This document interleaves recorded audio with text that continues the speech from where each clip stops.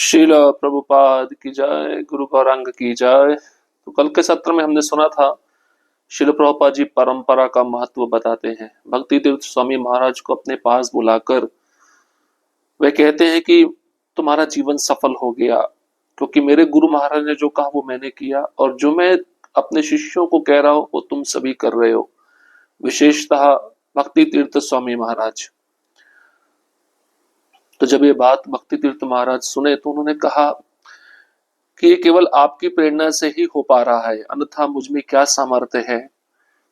प्रभुपाद जी का शरीर उस समय दुर्बल था, फिर भी एक अपूर्व शक्ति उनमें प्रकट हुई और उन्होंने दृढ़ स्वर में बोला, यही है परंपरा, गुरु शिष्य परंपरा। तो जो गुरु के आदेशों पे चलता है वही शिष्य सफल होता है। प्रभुपाद जी ने अपने उस शिष्यों का उत्साह भी बढ़ाया और गुरु शिष्य परंपरा का महत्व भी बताया। शिल प्रभुपाद जी ने समझाया, कृष्ण की सेवा में सब कुछ स्वीकार किया जाना चाहिए। रॉयल्स राइस में बैठकर प्रभुपाद जी आते थे। एक पत्रकार ने पूछा कि आपको इस गाड़ी की आवश्यकता है? तो प्रभुपाद जी बोले, सब कुछ कृष्ण की सेवा में हम उपयोग में लाते हैं। यदि कोई रॉयल्स राइस मुझे दे रहा है तो मैं इसको मना क्यों करूं? गुरु तो भगवान का प्रतिनिधि होता है। स्वयं भगवान कृष्ण सोने के रथ पर बैठते थे, तो ये रॉयल्स राइस क्या है? ये भी पर्याप्त नहीं है।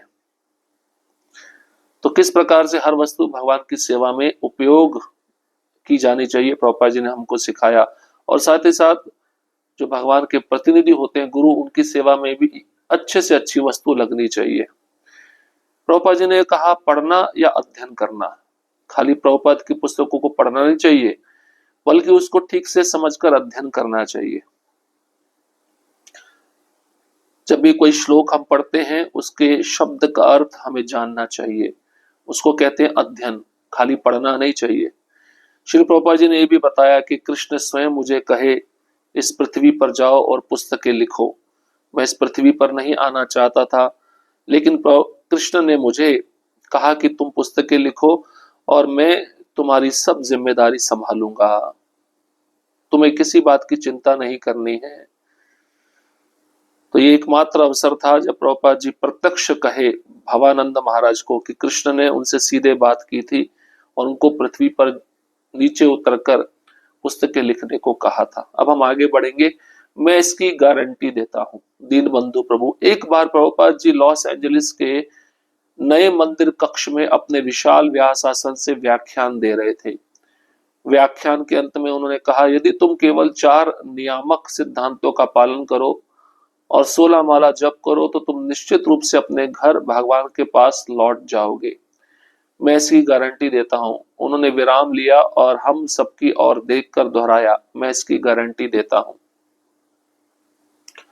देखिए, प्रभुपाद जी स्वयं आश्वासन दे रहे हैं कि 4 नियमों का पालन दृढ़ता पूर्वक और 16 माला जप ध्यान पूर्वक अगर हम करेंगे तो इसी जन्म में हम भगवान के पास वापस लौट जाएंगे। प्रभुपाद जी इसकी गारंटी दे रहे हैं। और प्रभुपाद जी ने एक बार नहीं कहा, 2 बार कहा। इसलिए पूरी श्रद्धा हमें आचार्यों के शब्दों पर होनी चाहिए। कभी भक्ति में आके ऐसा विचार नहीं करना चाहिए कि भविष्य में मेरा क्या होगा, भगवत धाम में जा पाऊंगा या नहीं जा पाऊंगा। यहाँ पे आचार्यगण स्वयं हमको आश्वासन दे रहे हैं, जैसे कृष्ण आश्वासन देते हैं, डरो मत, तुम मेरी शरण में आओ, मैं तुम्हें सब पापों से मुक्त कर दूंगा। इसलिए कृष्ण के प्रतिनिधि शुद्ध भक्त भी आश्वासन देते हैं कि तुम 4 नियम का पालन करो, 16 माला ध्यान पूर्वक जप करो, मैं तुम्हें भगवत धाम लेके जाऊंगा, भगवान के पास तुम इसी जन्म में लौटोगे। सर्वोच्च सिद्धांत। योगेश्वर प्रभु, प्रारंभिक दिनों में जब मैंने प्रभुपाद जी से प्रत्यक्ष भेंट नहीं की थी, तब उनकी पत्रावली हमारे लिए अत्यंत शिक्षाप्रद और प्रकाशदायिनी होती थी। 1970 में बरी प्लेस में तमाल कृष्ण महाराज को एक पत्र आया जिसमें उन्होंने पूछा था कि संकीर्तन, माला जप, भक्ति सेवा और स्वास्थ्य, इनमें सबसे महत्वपूर्ण क्या है? प्रभुपाद जी ने उत्तर दिया, सर्वोच्च सिद्धांत यह है कि पहले तुम स्वयं को बचाओ। ये प्रभुपाद जी बारंबार अपने लेक्चर में भी कहे हैं। शरीर सही रहेगा तो तुम अच्छे से संकीर्तन कर पाओगे, सेवा कर पाओगे, माला जप भी अच्छे से कर पाओगे, भक्ति सेवा अच्छे से कर पाओगे। इसलिए सबसे पहले शरीर को ठीक रखना चाहिए।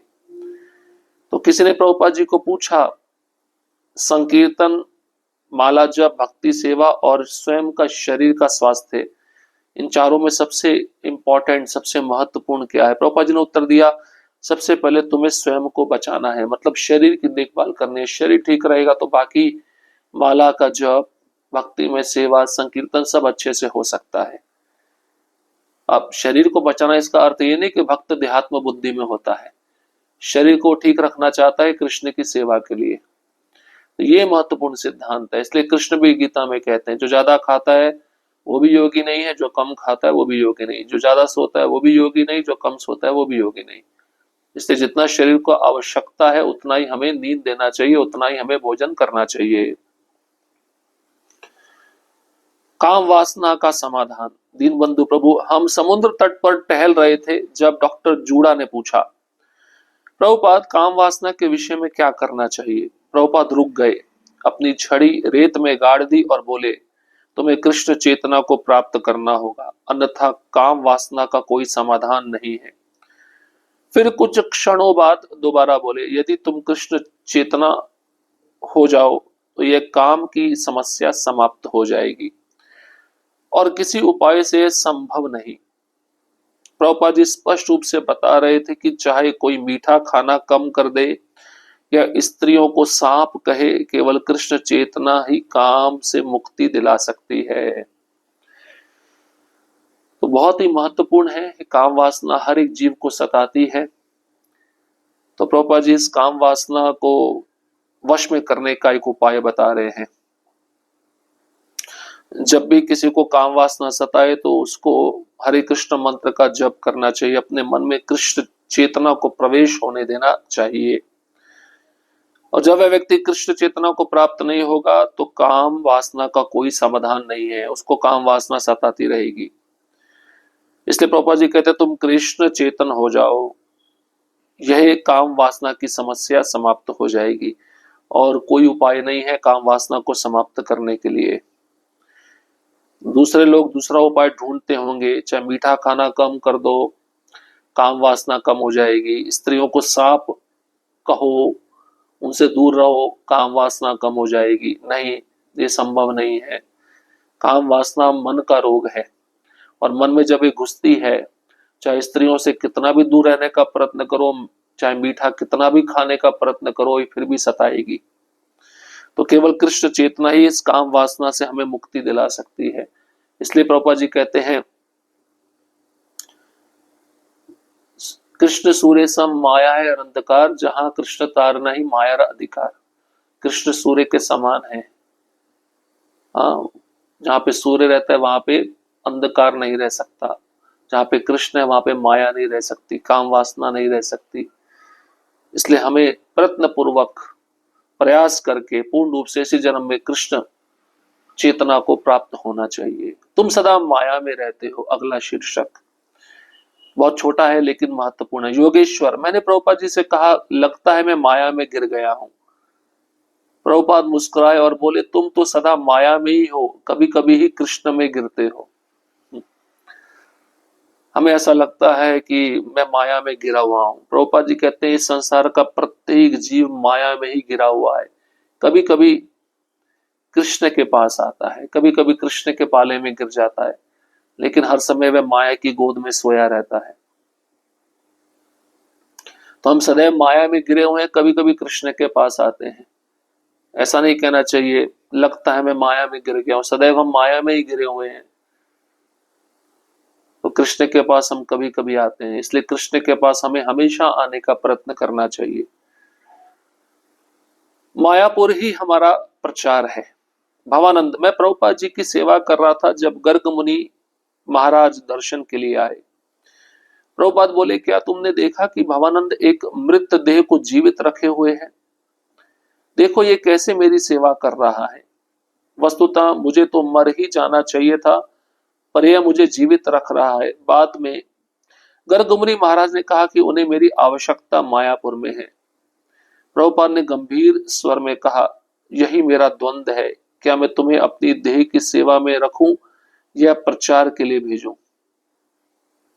वास्तव में मुझसे जैसी सेवा किसी ने नहीं की वैसी तुमने की है। जब मैं उनके चरणों की सेवा कर रहा था मेरे अश्रु उनके चरणों पर गिर रहे थे। मैंने ऊपर देखा तो प्रभुपाद भी रो रहे थे। उन्होंने कहा नहीं ये आवश्यक है, तुम्हें लौटना ही होगा, मायापुर ही हमारा प्रचार है। तो प्रभुपाद जी ने अपने शिष्यों को भी अपनी निजी सेवा में, व्यक्तिगत सेवा में अपने स्वार्थ के लिए नहीं रखा। देखिए ये उदाहरण है। तो भवानंद प्रभु कहते हैं जब मैं प्रभुपाद जी की सेवा कर रहा था गर्ग मुनि महाराज प्रभुपाद जी के दर्शन के लिए आए और प्रभुपाद जी बोले तुमने देखा भवानंद मेरी मालिश कर रहा है, मेरे मरे हुए शरीर को जीवित रखना चाहता है। प्रभुपाद जी अपने बारे में कह रहे हैं, बूढ़े हो चुके हैं, मरने वाले हैं, कहते हैं भवानंद मेरे मरे हुए शरीर को जीवित रखना चाहता है, मालिश कर रहा है मेरे शरीर की। देखो ये कैसी मेरी सेवा कर रहा है, वस्तुतः मुझे तो मर ही जाना चाहिए था पर ये मुझे जीवित रख रहा है। बाद में गर्ग मुनि महाराज ने कहा कि उन्हें मेरी आवश्यकता मायापुर में है। किनको कहा? प्रभुपाद जी को कहा कि भवानंद मुझे चाहते हैं मायापुर में, उनको मेरी आवश्यकता है। प्रभुपाद ने गंभीर स्वर में कहा यही मेरा द्वंद्व है, मैं तुम्हें अपनी सेवा में रखूं या प्रचार के लिए भेजूं। लेकिन तुमने जैसी सेवा की है वैसी किसी ने नहीं की। और जब प्रभुपाद जी ऐसा बोल रहे थे गर्ग मुनि महाराज की आंखों से आंसू बह रहे थे, वे आंसू प्रभुपाद जी के चरणों में गिर रहे थे। और जब गर्ग मुनि महाराज प्रभुपाद जी को देखे, उनके चेहरे की तरफ देखे तो प्रभुपाद जी भी रो रहे थे। तो उन्होंने कहा नहीं तुम्हें मेरी सेवा में लगना आवश्यक नहीं है, तुम्हें लौटना ही होगा, तुम मायापुर जाओ, मायापुर ही हमारा प्रचार है। एक गुरु जो भगवान को पूर्ण समर्पित है, पूरी परंपरा का पूर्ण समर्पित है, ऐसे गुरु कभी भी अपना स्वार्थ नहीं देखते। सभी उत्तर जप से मिलेंगे। भार्गव, मैंने पूछा प्रभुपाद कभी कभी मेरी अपने गुरु भाइयों से झड़प हो जाती है, क्या ये गलत है? प्रभुपाद बोले नहीं, आवश्यक नहीं कि ये गलत हो। मैंने फिर पूछा प्रभुपाद कभी कभी मुझे कुछ समस्याएं होती हैं, गुरुदेव पास नहीं होते और वह समस्या इतनी सूक्ष्म होती है कि शास्त्रों में भी उत्तर नहीं मिलता, तब क्या करना चाहिए? प्रभुपाद ने उत्तर दिया यदि तुम सुंदर ढंग से हरि नाम जप करोगे तो सारे उत्तर तुम्हारे भीतर से प्रकट होंगे। यह एक शाश्वत उत्तर था। सारे प्रश्नों का उत्तर एक ही है, वो है हरे कृष्ण महामंत्र का जप। कई शिष्य होते हैं गुरु से कुछ भी प्रश्न नहीं पूछते प्रवचन देने के बाद, क्योंकि उनको सारे प्रश्नों का उत्तर प्राप्त होता है, क्योंकि वे निष्ठा पूर्वक अपने गुरु की सेवा में लगे हुए होते हैं। तो भार्गव प्रभु कहते हैं प्रभुपाद जी कभी कभी मेरे गुरु भाइयों के साथ झगड़ा हो जाता है, क्या ये गलत है? प्रभुपाद बोले कोई गलत नहीं है। फिर मैंने पूछा प्रभुपाद कभी कभी मुझे कुछ समस्याएं आती हैं, आप रहते नहीं मेरे पास, मैं समस्याओं का हल जानना चाहता हूं, मैं किससे पूछूं, किससे बातचीत करूं? वो समस्याएं भी इतनी सूक्ष्म होती है कि शास्त्रों में कहीं भी उनका उत्तर नहीं मिलता, तब मुझे क्या करना चाहिए? प्रभुपाद जी ने कहा तुम ध्यान पूर्वक सुंदर ढंग से 16 माला हरि नाम का जप करोगे तो सारे उत्तर तुम्हारे भीतर से प्रकट हो जाएंगे। यह एक शाश्वत उत्तर था। इसलिए ध्यान पूर्वक कोई भक्त जप करता है ना, वो बहुत गंभीर होता है, उसको प्रश्नों के उत्तर स्वयं ही अपने अंतर हृदय से मिल जाते हैं, उसको प्रश्न किसी दूसरे से पूछना नहीं पड़ता। इसलिए हरि नाम पे पूरा विश्वास रखना चाहिए, गुरु की वाणी पे पूरा विश्वास रखना चाहिए, तो वह भक्त कभी विचलित नहीं होगा, कभी गलत दिशा में नहीं जाएगा। और उसकी जो समस्या है चाहे सूक्ष्म से सूक्ष्म हो, उन समस्याओं का जो उत्तर है वह उसको प्राप्त हो जाएगा। कृष्ण उसको अंतर हृदय से मदद करते हैं हरि नाम के रूप में, क्योंकि हरि नाम और कृष्ण में कोई अंतर नहीं है, इसलिए कृष्ण हरि नाम के रूप में उसको उसके प्रश्नों का उत्तर प्रदान कर देते हैं। तो ये बहुत सुंदर लीला है, इसको हमें स्मरण रखना चाहिए। ठीक है, अन्य लीला भी हैं, उनको हम अगले सत्र में श्रवण करेंगे। हरे कृष्ण कृष्ण कृष्ण हरे हरे, हरे राम राम राम हरे हरे। श्रील प्रभुपाद की जय। गुरु गौरांग की जय।